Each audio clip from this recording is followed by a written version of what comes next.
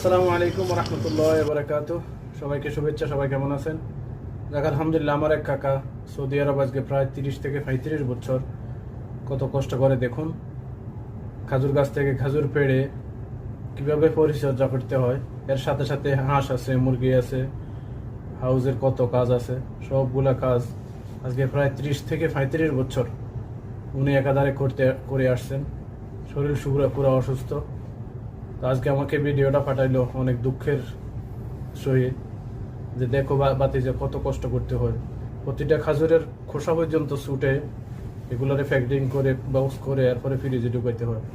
আমাদের দেশে down sell যেভাবে ইয়া করে সেরকম একটা মিনিট মানে বিশ্রাম নেওয়ার মতো সময় নাই। আমরা যে বিদেশে প্রবাসীরা কিভাবে টাকা কামায়, এটা একমাত্র আমরা প্রবাসীরাই বুঝি। তো ভিডিওটা দেখে অনেক কষ্ট লাগলো যে আমাদের দেশে মহিলাদের